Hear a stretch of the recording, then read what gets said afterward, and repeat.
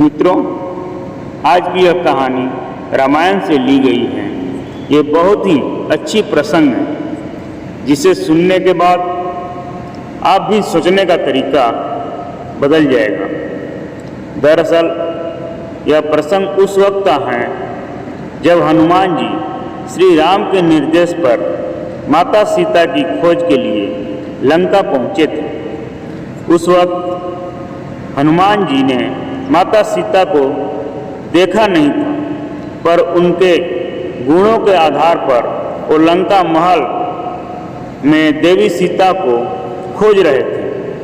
पर काफ़ी प्रयासों के बावजूद हनुमान जी को देवी सीता के कहीं दर्शन नहीं हुए।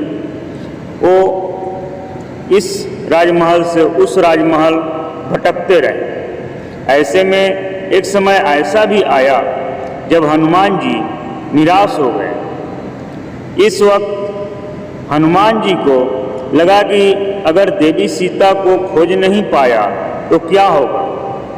कहीं ऐसा न हो कि देवी सीता के वियोग में प्रभु श्री राम अपने प्राण त्याग दें और फिर राम जी के वियोग में भाई लक्ष्मण और बाकी जन भी विचलित हो जाएं। ऐसे में प्रजा भी बेहाल हो जाएगी। ऐसा विचार आते ही हनुमान जी ने सोचा कि इतना सब होने से तो अच्छा है कि मैं एक बार फिर से प्रयास करूं। इसी दृढ़ संकल्प के साथ हनुमान जी ने एक बार फिर से सीता माता की खोज की। इस बार उन्होंने नए सिरे से प्रयास करने का सोचा।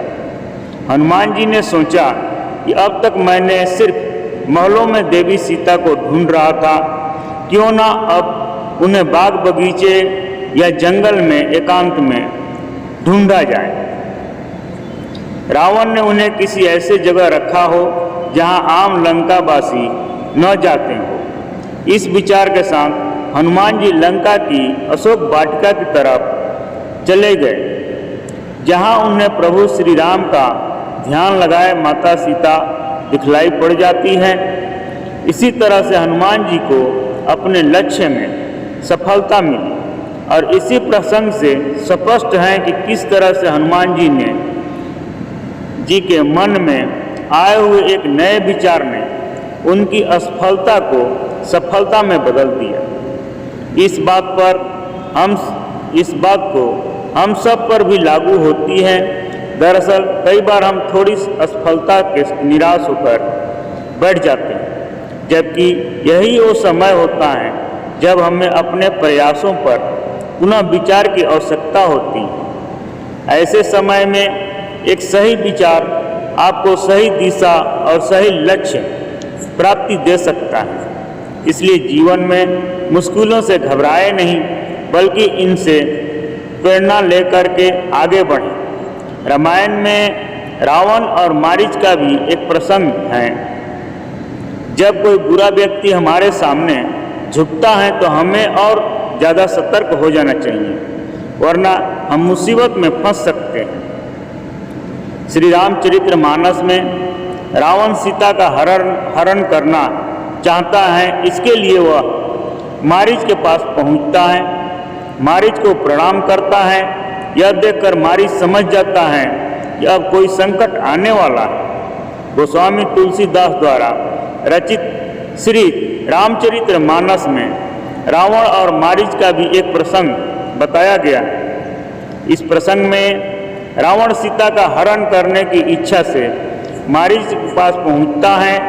वह मारीच की मदद से सीता का हरण करना चाहता है। इस प्रसंग में बताया गया है कि जब कोई बुरा व्यक्ति हमारे सामने झुकता है तो हमें सतर्क हो जाना चाहिए।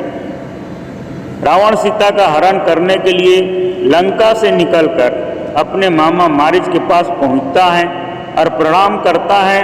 तब मारीच रावण को झुका देखकर समझ जाता है कि अब भविष्य में कोई संकट आने वाला है। इस संबंध में श्री रामचरितमानस में भी लिखा है कि नवन नीचक अति दुखदाई जिम अंकुश धन रग बिलाई भयदायक खलक प्रिय बानी जिम अकाल के कुसुम भवानी। इन चौपाइयों का सरल अर्थ यह है कि रावण को इस प्रकार झुका देखकर मारीच सोचता है कि किसी नीच व्यक्ति का नमन करना भी दुखदायी है। मारीच रावण का मामा था, लेकिन रावण राक्षस राज और अभिमानी था।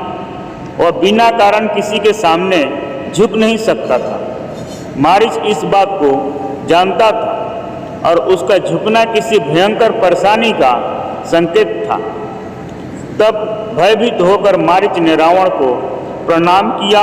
मारीच सोचता है कि जिस तरह कोई धनुष झुकता है तो वह किसी के लिए मृत्यु का बाण छोड़ता है, जैसे कोई सांप झुकता है तो वह डसने के लिए झुकता है, जैसे कोई बिल्ली झुकती है तो वह अपने शिकार पर झपटने के लिए झुकती है। ठीक उसी प्रकार मारीच के सामने रावण झुका था।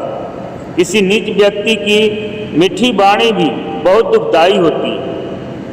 यह ठीक वैसा ही है जैसा बिना मौसम का कोई फल। मारीच अब समझ चुका था भविष्य में उसके साथ बुरा होने वाला है।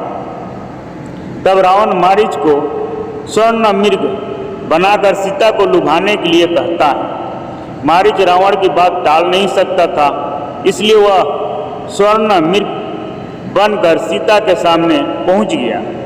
सीता माता ने सोने के हिरण को देखकर श्री राम जी से उसे लेकर आने के लिए कही।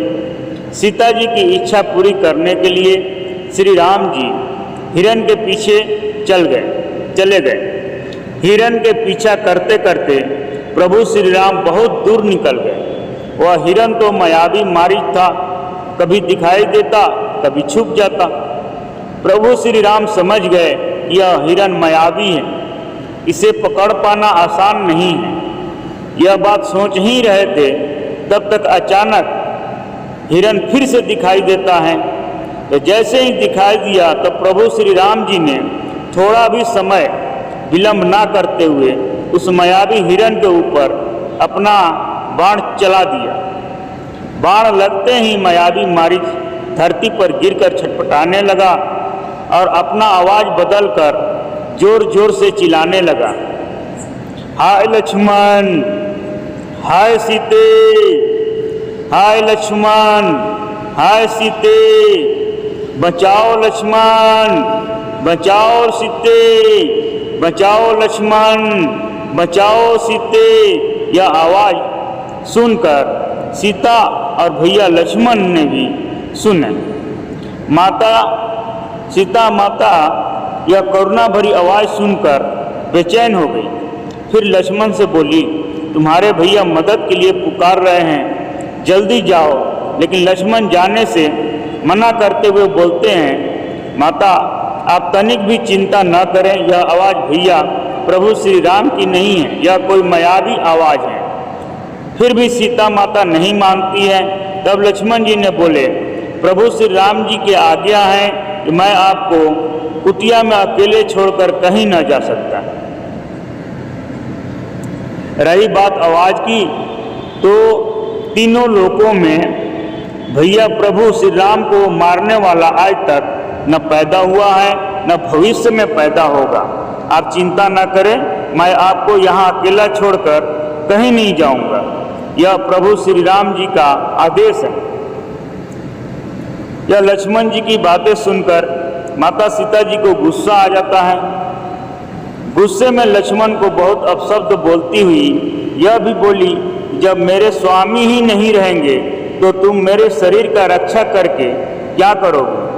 तुम नहीं जाओगे तो दो अपना ये धनुष बाण मुझे दे दो, मैं खुद अपने स्वामी के रक्षा करने जाऊंगी। इस बात को सुनकर लक्ष्मण जी असमंजस में पड़ गए। तब हाथ जोड़कर प्रभु श्री राम जी से विनती किए कि आपके आज्ञा का अवहेलना करते हुए माता सीता जी का आज्ञा का पालन करने जा रहा हूँ, भैया मुझे क्षमा करें। इसके बाद लक्ष्मण जी ने कुटिया के अंदर कोई प्रवेश न कर सके।